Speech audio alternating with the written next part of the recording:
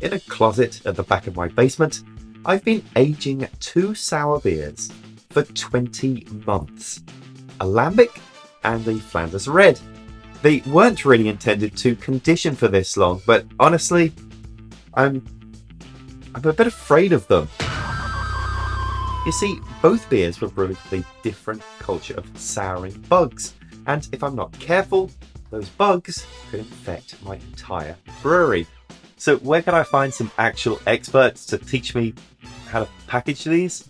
Home brewers of the internet, I need your help. And help me they did, with a ton of great suggestions. I've got 2 beers, so I'm going to pick 2 methods, one conventional and one a bit more out there. And we're going to get these beers packaged up, carbonated and ready for tasting.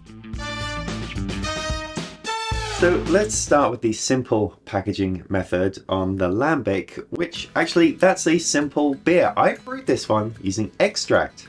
Now hopping this one was interesting because I wanted to use SARS hops, but I wanted to age them. So for that I used the paper bag trick. And then after the yeast was done, I soured this using bread.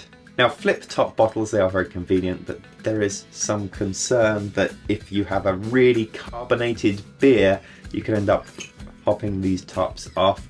Lambic is not a particularly carbonated beer style, so I'm not intending, at least, to create too much fizz with this, so I'm not too concerned about the tops. Now, first thing I need to do is sanitize these. I've got some Star San here, shoots out the top of this guy.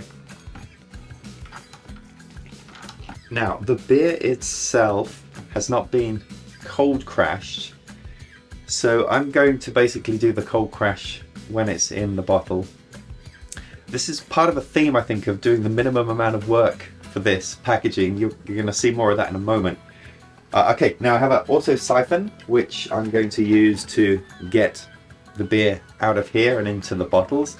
I did get a bottling one, but actually I'm not going to bother with that. I'm just going to fill these bottles up directly from the end of this.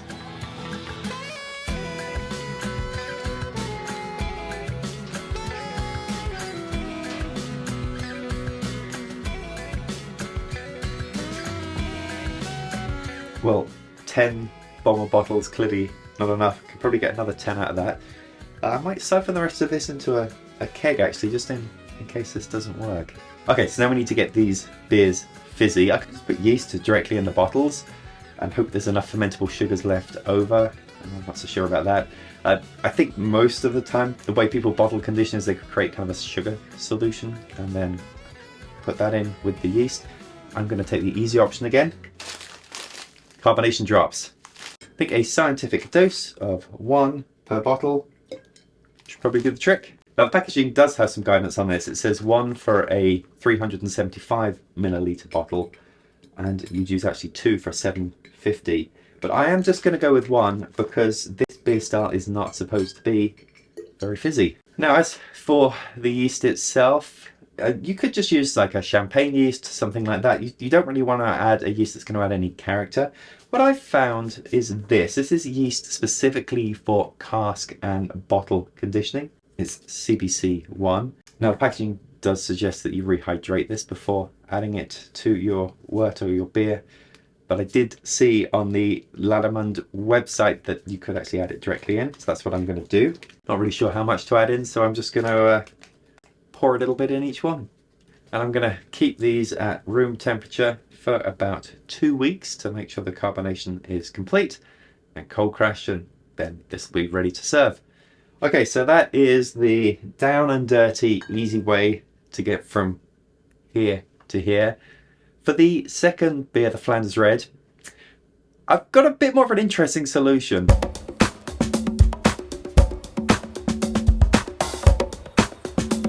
The second beer is a Flanders Red, topped with baked marshmallows. That's the pellicle. And this one is a base of Belgian Pilsner and Vienna malt. And really, of the two, I'm most looking forward to trying this one. Now, I'm going to put this one to a keg. And what I could just do is transfer this straight to a keg, force carbonate and be done. But then I'm a little bit concerned that I am potentially putting all of the bugs of that into my keg and then potentially into my beer lines and so forth. So in order to kill off the bugs without ruining the beer, I'm going to pasteurize it. To do that, I have a novel solution. So this is my Spike Flex Plus fermenter, and I have here a heating element that is part of the claw hammer supply 120 volt system. And it turns out rather fortuitously that this fits just perfectly into this port here. So I can heat this beer up in here. Just need to siphon it in.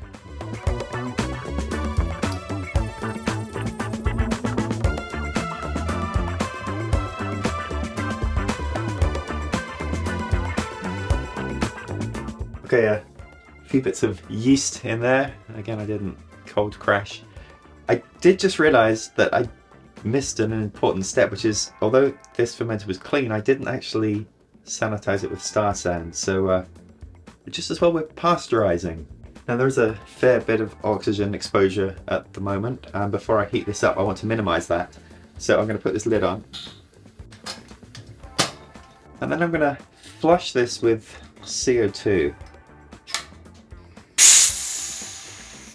I'm going to flash pasteurize this. So what that means is I'm going to bring the beer up to 162 Fahrenheit or 72 Celsius and get it there just for 30 seconds. And that will give me the equivalent of 15 PUs or pasteurization units. And it should mean that everything in here is pasteurized. I've killed off the bugs and then I don't need to worry about infecting stuff in my keg. So I've set my claw hammer supply temperature control system to 162 Fahrenheit. I have it monitoring the temperature here. This is now on heating, and just gotta let this warm up. So once I've reached 162 Fahrenheit, which didn't take long, I've held it there, and I should now be pasteurized. This now should have killed off any bugs in the beer, and I can transfer this without having to worry about any sort of infection. One thing that was quite interesting was as I was heating this up, I just had a couple of PSI of pressure in here, and that's built up to about 9 PSI now as the beer was heated. Now at this point normally I would do a closed transfer out of the fermenter into a keg, but this is missing. So I'm going to use my siphon and put it into this keg here, which I did remember to sanitize. Once that transfer is complete, I'm going to seal up the keg, just flush it with CO2 again, and then put it in my chest freezer for a couple of days to cool down. At that point, I will force carbonate it. I will add about 30 psi of pressure and hold it there for around 24 hours.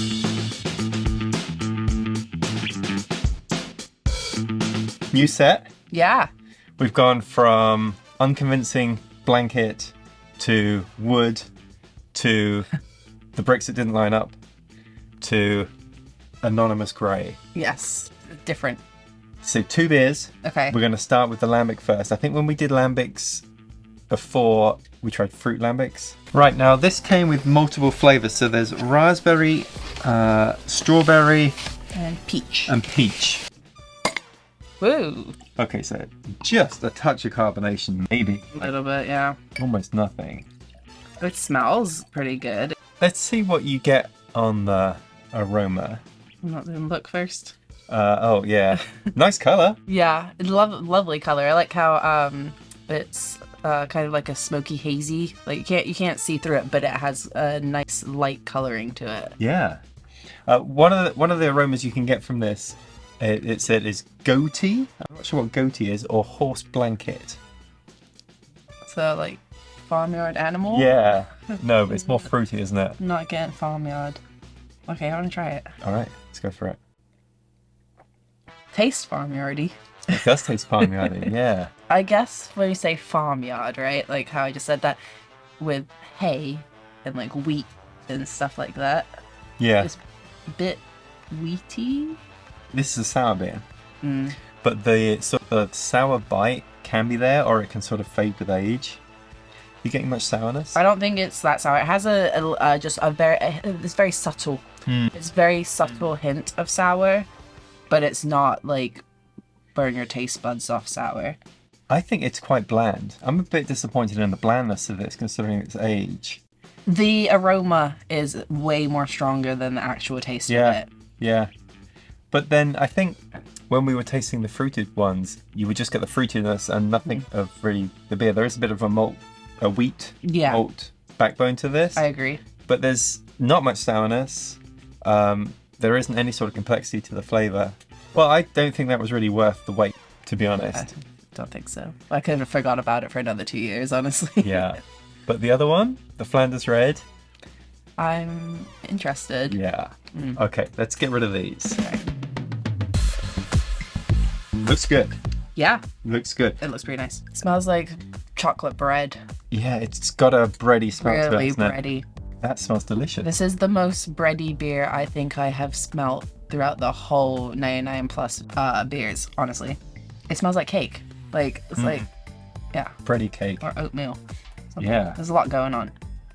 Colour is sort of a reddish colour, isn't it? Yeah, ambery, orange, dark amber. This is kind of like officially the last beer of the 99 beer challenge. Even though I finished the challenge like a year ago, Yeah. we hadn't tried all of the beers. We tried 97 of them. Okay. And we just tried 98. So this is really it. This is the last of the 99 beers. Bit bittersweet. Let's see if the taste is the same. Better be good. Wow. What is that? There's a lot going on there. That is like an explosion of flavor. I don't even know where to start. Caramelly. You know what? We've got the book. The book, okay. Let's see what it's supposed to be, because I just don't have the words for this. There's so much to it. Second taste, I taste the vinegariness now. You do? Yeah. This is known as the Burgundy of Belgium. It's more wine-like than beer. Sour flavours range from complementary to intense. It can have an acidic bite. I don't know about an acidic bite. That would be sour, right? I said that I thought it was I said tart. Like tart. It's a little bit tart. It's a little tart, not too much. This one, compared to the Lambic, has got so much character to it. So much complexity to it. Yeah. I'm not sure if I like it, but I might. It's just like, it's such an interesting drink to drink. I don't think you could chug this one. It depends how. I feel like it's like you have to be in the a mood. Yeah. This is not like, oh, I'm gonna go get my Flanders Red Ale tonight. It's just like, you have to like really want it. It's like an aperitif, and it should come in a small little glass after dinner. I thought I said a pair of teeth. I think this one was worth the wait. I'm glad I did this one. Glad I kept it around, and I'm keeping this around longer because I'm looking forward to seeing where it goes. All right, well that concludes the 99 beer challenge completely now. So Lauren, thank you for like trying 95 of them. About that, yeah. So let's do a final. Cheers.